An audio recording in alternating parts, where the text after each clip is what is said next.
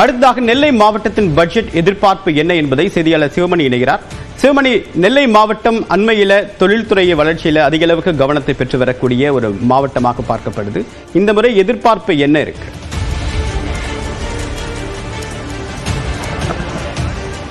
திருநெல்வேலி மாவட்டத்தை பொறுத்த வரைக்கும் தொழில் வளர்ச்சியில் நீங்கள் சமீபத்தில் Tata solar power, Vikram solar பவர்னு சில சோலார் நிறுவனங்கள் வந்தாலும் கூட இன்னும் திருநெல்வேலி மக்களில் படித்து வெளியேறக்கூடிய மாணவர்களுக்கு போதுமான அளவு தொழிற்சாலைகள் கூடுதலாக வர வேண்டும் அப்படிங்கிற எதிர்பார்ப்பு தான் இருக்கிறது.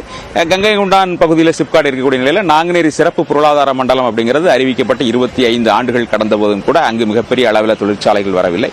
தற்போது மாவட்டத்தில் இருக்கக்கூடிய CITU தொழிற்சங்கத்தை சார்ந்த மோகன் நம்மோடு இருக்கிறார். அவர்கிட்ட இந்த கருத்துக்களை கேட்டோம். சொல்லுங்க சார், திருநெல்வேலி மாவட்டத்தை பொறுத்த வரைக்கும் தொழில் வளர்ச்சியில சில தொழிற்சாலைகள் இப்ப வர துவங்கி இருக்கிறது, இருந்தாலும் கூட போதுமானதாக இருக்கிறதா? என்னென்ன நடவடிக்கைகள் இந்த பட்ஜெட்ல வேண்டும் என்று எதிர்பார்க்கிறோம்? அதாவது இன்றைக்கு தமிழ்நாடு அரசாங்கத்தினுடைய பட்ஜெட் தாக்கல் செய்யப்படுகிறது. இந்த பட்ஜெட்டில் பல பகுதி மக்கள் கடுமையான எதிர்பார்ப்போடு இருக்கிறார்கள். குறிப்பாக திருநெல்வேலி தென்காசி மாவட்டத்தில் இது விவசாயம் நிறைந்த பகுதியாக ஒரு காலத்தில் இருந்தது. ஆனால் இப்போது விவசாயம் பொய்த்து பல இளைஞர்களும் இளம் பெண்களும் வேலைகளுக்காக இன்றைக்கு அலைந்து கொண்டிருக்கிற நிலைமை என்பது இருக்கிறது. திருநெல்வேலி மாவட்டத்தை பொறுத்தவரையில் கங்கை கொண்டானில் சிப்காட்டு அமைக்கப்பட்டிருக்கிறது. அந்த சிப்காட்டில் சில தொழிற்சாலைகள் வந்திருக்கிறது. ஆனால் அது போக அந்த தொழிற்சாலைகள் என்பது போதுமான அளவிற்கு மக்களுக்கு வேலை வழங்குவதாக இல்லை. அதே நேரத்தில் நாங்குநேரியில் சிப்காட்டு என்பது அமைக்கப்பட்டிருக்கிறது, தொழில்நுட்ப பூங்கா அமைக்கப்பட்டிருக்கிறது. ஆனால் அமைக்கப்பட்டு கிட்டத்தட்ட பல ஆண்டு காலமாக ஆகிவிட்டது. இந்த பல ஆண்டு காலமாக ஆனாலும் கூட அங்கே இன்னமும் ஒரு தொழிற்சாலை கூட பெரிய அளவுக்கு வரவில்லை. அந்த தொழில்நுட்ப பூங்காவை, நாங்குநேரில் இருக்க தொழில்நுட்ப பூங்காவை அரசாங்கம் இன்னும் கவனம் செலுத்தி அதில் தொழிற்சாலைகள் வந்தால் நிச்சயமாக இந்த மாவட்டத்தில் இருக்கிற, இந்த மாவட்டம் மட்டுமல்ல தென்காசி மாவட்டம் உட்பட மக்களுக்கு வேலை வாய்ப்பு என்பது கிடைக்கும். ஒன்று. ரெண்டாவது பொறுத்த வரைக்கும் இந்த மாவட்டத்தில் தாமிரபரணி ஆறு ஓடுகிறது. அதே மாதிரி இங்கே நிறைய காற்றாலை இருக்கிறது. மின்சாரமும் தண்ணீருக்கும் பஞ்சமில்லாத ஒரு மாவட்டமாக இருக்கிறது. இங்கே திருநெல்வேலி தென்காசி மாவட்டங்களில் லட்சக்கணக்கான மக்கள் படித்துவிட்டு வேலை இல்லாமல் இருக்கிற நிலைமை இருக்கிறது. இங்கே ஏகப்பட்ட பொறியியல் கல்லூரிகள் இருக்கிறது, மருத்துவ கல்லூரிகள் இருக்கிறது. அது மாதிரி நீங்கள் இங்கே இருக்கிறது நிறைய இருக்குது. இங்கே படித்துவிட்டு வேலை இல்லாமல் வீதியில் நிற்கிற இளம் பெண்களும் இளம் ஆண்களும் நிறைய இருக்கிறார்கள். அது மட்டும் இல்லை, பேட்டையில் ஒரு நூற்பாலை என்பது இருக்கிறது. கிட்டத்தட்ட அது கலைஞர் கருணாநிதி ஆட்சியில் துவக்கப்பட்டது. கலைஞர் கருணாநிதி ஆட்சியிலேயே அது மூடப்பட்டது. ஆனால் இந்த நூற்பாலை திறக்கப்பட்டால் ஒரு 5000 தொழிலாளிகளுக்கு வேலை கிடைப்பதற்கான வாய்ப்பு இருக்கிறது. அரசாங்கம் அதிகபட்சம் ஒன்றும் இல்லை, ஒரு 100 கோடி ரூபாய் இந்த பட்ஜெட்டில் ஒதுக்கினால் அந்த பேட்டை நூற்பாலையை, கூட்டுறவு நூற்பாலையை இயக்க முடியும். அதன் மூலமாக ஒரு 5000 தொழிலாளிகளுக்கு வேலை வழங்க முடியும். இப்படி இந்த மாவட்டங்களில் அது மட்டும் இல்லை, நீங்கள் பக்கத்தில் நீங்கள் தூத்துக்குடி மாவட்டம் பார்த்தீங்க அப்படின்னு சொன்னால் நிறைய தொழிற்சாலைகள் வந்திருக்கிறது, நிறைய முன்னேற்றம் அடைந்திருக்கிறது. ஆனால் திருநெல்வேலி மாவட்டம் மிகவும் பின்தங்கிய மாவட்டமாக இன்னைக்கு வரைக்கும் இருந்துகிட்டு இருக்கு. அதற்கு காரணம் இங்கே போதுமான அளவிற்கு வேலை வாய்ப்பு கிடையாது, தொழிற்சாலைகள் கிடையாது. அதையெல்லாம் அரசாங்கம் இந்த பட்ஜெட்டில் நிதி ஒதுக்கீடு செய்து போதுமான தொழிற்சாலைகள் உருவாக்க வேண்டும். இங்கே பெண்கள் நிறைய வேலை இல்லாமல் இருக்காங்க, அவர்களுக்கு இங்கே கார்மெண்ட்ஸ் நிறைய ஆரம்பித்தால் தையல் கலைஞர்கள் நிறைய இருக்காங்க, அவங்களுக்கு வேலை வாய்ப்புகளை வழங்க முடியும். அது மாதிரி பீடி தொழிலாளிகளுக்கு பீடி தொழில் இன்றைக்கு மிகப்பெரிய அளவுக்கு நலிவடைந்து பீடி தொழிலே இல்லை என்கிற நிலைமை இருக்கிறது.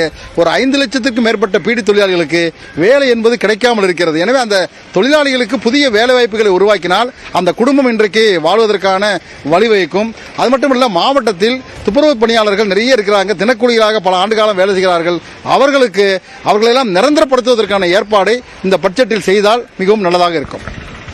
அதாவது திருநெல்வேலி மாவட்டத்தினுடைய ஒட்டுமொத்த கோரிக்கையும் அவர் தொழிற்சங்க தலைவர் நம்மோடு பகிர்ந்துட்டு இருக்கிறாரு. திருநெல்வேலி மாவட்டத்தில் தொழில் வளத்தை பெருக்குவதற்கான நடவடிக்கைகள் இந்த பட்ஜெட்டில் மக்கள் எதிர்பார்க்கிறாங்க. அதோடு பேட்டை கூட்டுறவு நூற்பாலையை திறப்பதற்கான நடவடிக்கை எடுத்தால் 5000க்கும் மேற்பட்டவர்களுக்கு வேலைவாய்ப்பு கிடைப்பதற்கான நடவடிக்கைகள் எடுக்கப்படும் எதிர்பார்க்கிறாங்க.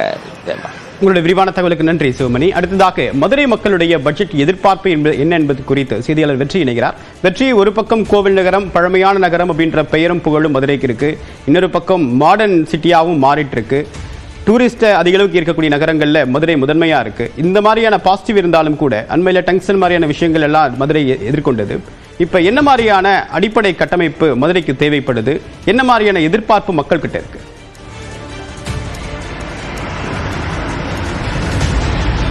தேவப்பிரியன், மதுரை உள்ளிட்ட தென் மாவட்டங்கள் தொழில் வளர்ச்சியிலையோ நகர் உட்கட்டமைப்பு வளர்ச்சிகளிலையோ கிட்டத்தட்ட 1/4 நூற்றாண்டு காலம் பின்தங்கி இருக்கு அப்படின்னா தொடர்ச்சியா தொழில்துறையினர் சொல்லிட்டு இருக்காங்க. மிக முக்கியமா ஒரு புள்ளி விவரம் சொல்றாங்க. சென்னை, கோவை உள்ளிட்ட ஒரு போன்ற நகரங்களோட ஒப்பிடும் பொழுது மதுரையோ தென் மாவட்டங்களோ ராம்நாடு, விருதுநகர் மாதிரியான மாவட்டங்கள்ல தனி நபர் வருமானமே அவங்களோட 3ல் 1 பங்கு தான் இவங்களுக்கு கிடைக்குது அப்படின்றாங்க. அதனால தென் மாவட்ட தொழில் வளர்ச்சிக்குன்னா ஒரு தனி கொள்கையை அரசு உருவாக்கணும், அப்பதான் இதை வளர்க்க முடியும் அப்படின்றாங்க. சமச்சீரான வளர்ச்சியை கொண்டு வர முடியும் அப்படின்றாங்க. மிக முக்கியமா மதுரையை பொறுத்த வரைக்கும் ஒரு சிப்காட் கூட கிடையாது, 3 சிப்கோ மட்டும்தான் இருக்கு. அதனால புதுசா ஒரு சிப்காட் உருவாக்குனதா பெரிய நிறுவனங்கள் வரும், அது மூலமாக தொழில் வளரும். மிக முக்கியமா ஒரு 12 வருஷமா கிடப்பில் இருக்கக்கூடிய மதுரை தூத்துக்குடி பெருந்தொழில் வளாக திட்டம், அதாவது இண்டஸ்ட்ரியல் காரிடார் பிளான் 10 வருஷமா கிடப்பில் இருக்கு. அதை அரசு செயல்பாட்டு கொண்டு வரணுங்கிறாங்க. விமான நிலைய ஓடுதல விரிவாக்க பணிகள் தாமதமாகறதுனால சர்வதேச தரத்திலான முதலீடுகளோ அது சார்ந்த வாய்ப்புகளோ மதுரை கிடைக்காம இருக்கு. அதை உருவாக்கணும். தொழிலாளர் சட்டங்கள்ல திருத்தங்களை கொண்டு வரணுங்கிறாங்க. பழைய சட்டங்கள் இன்னும் நடைமுறைக்கு திருத்தம் கொண்டு வரணுங்கிறாங்க. இப்படி மதுரை மையமா வச்சிருக்கு. விருதுநகர், சிவகாசி எடுத்துக்கிட்டோம்னா அங்க உள்ள பட்டாசு தொழிலாளர்களுடைய வாழ்வாதாரத்தை மேம்படுத்துறதுக்கு, அவங்களுடைய உயிரிழப்புகளை தடுப்பது தொடர்பான மிக முக்கியமான ஒரு தனி கவனம் எடுத்த திட்டங்கள் வரணுங்கிறாங்க. இந்த பக்கம் ராமேஸ்வரம் போனா ராமேஸ்வரம் மீனவர்கள் கடலுக்கு போகும்போது உடல்நலக் குறைவாலோ அல்லது மாரடைப்பாலோ உயிரிழந்தா அவங்களுக்கு நிவாரணம் வேணுங்கிறாங்க. மீன் பிடிப்பதற்கான அந்த உபகரணங்களுக்கான வரியை குறைக்கணுங்கிறாங்க. தடைக்கால நிவாரணத்தை குறைக்கணும், உயர்த்தி வழங்கணுங்கிறாங்க. இப்படி மீனவர்கள் ஒரு தரப்புல கோரிக்கை வைக்கிறாங்க. இந்த பக்கம் பட்டாசு தொழிலாளர் கோரிக்கை இருக்கு. மதுரை சார்ந்த தொழில் நகர் உட்கட்டமைப்பு கோரிக்கை இருக்கு. இன்னும் முக்கியமா சுற்றுலா சார்ந்து மதுரை நீங்களே சொல்லிருந்தீங்க, கோயில் நகரம், சுற்றுலா இருக்கக்கூடிய நகரம். ஆனா மதுரைக்கான சுற்றுலா மேம்பாடுகள்ல தனி கவனம் எதுவும் இல்லை. பல ஆண்டுகளாக அது சார்ந்த எந்த கவனமும் இல்லாம இருக்கு. ஒண்ணு, கொடைக்கானலும் இந்த ராமேஸ்வர பகுதிகளும் சுற்றுலாவுக்கு அதிகமான சுற்றுலா பயணிகள் வடமாநிலங்கள் வர்றாங்க. அவங்களுக்கான உட்கட்டமைப்போ அதுக்கான அடிப்படை தேவைகள்ல கூட இன்னும் போதாம இருக்கதாகத்தான் அங்க இருக்கக்கூடிய மக்களும் அங்க இருக்கக்கூடியவங்க சொல்றாங்க. எனவே இதையெல்லாம் கவனத்தில் கொண்டுதான் அந்த பட்ஜெட்டுடைய அறிவிப்புகள் இருக்கணும் அப்படின்ற ஒரு பெரிய எதிர்பார்ப்போட தான் மதுரை உள்ளிட்ட தென் மாவட்ட மக்கள் எல்லோரும் பெரிய எதிர்பார்ப்போடு காத்துட்டு இருக்காங்க. தேவப்பிரியன், மதுரை உட்பட அதை ஒட்டி இருக்கக்கூடிய மாவட்டங்களுடைய எதிர்பார்ப்பு என்ன அப்படின்றத விரிவாக கொடுத்தீங்க. உள்ள தகவலுக்கு நன்றி. வெற்றி.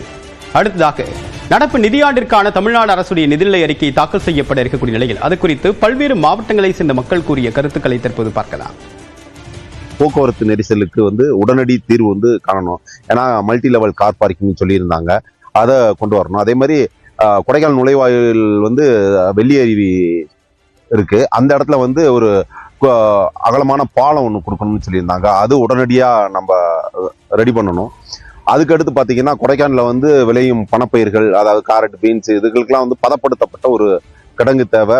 எங்களுக்கு இந்த தடைக்கால நிவாரணம் 8000 60 நாள் தடைக்காலத்தில் 8000 ரூபாய் காணாது. எங்களுக்கு தடைக்கால நிவாரணத்தை கூடுதலா உயர்த்தி வழங்கணும். இதுபோக கடலுக்கு போகும் மீனவர்கள் ஹார்ட் அட்டாக்ல இறந்தா அவர்களுக்கும் இந்த கடல்ல மூழ்கி இறக்கிற மீனவர்களுடைய தொகையை கொடுக்கணும். கூட்டுறவு சொசைட்டியில் வாங்கின கடன்களை கட்ட முடியவில்லை. கண்டிப்பாக திண்டுக்கல் மாவட்டத்தில் அதிகமாக விவசாய கடன் பெரியசாமி அவர்கள் வந்தவுடன் கொடுத்தார்கள். இப்பொழுது அதை கட்ட முடியாமல் விவசாயிகள் தவிக்கிறார்கள். அதனால் கண்டிப்பாக தமிழக முதலமைச்சர் அவர்கள் இந்த விவசாய கடனை நாளை பட்ஜெட்டில் தள்ளுபடி பண்ணி அறிவிக்க வேண்டும் என்று விவசாயிகள் விரும்புகிறார்கள்.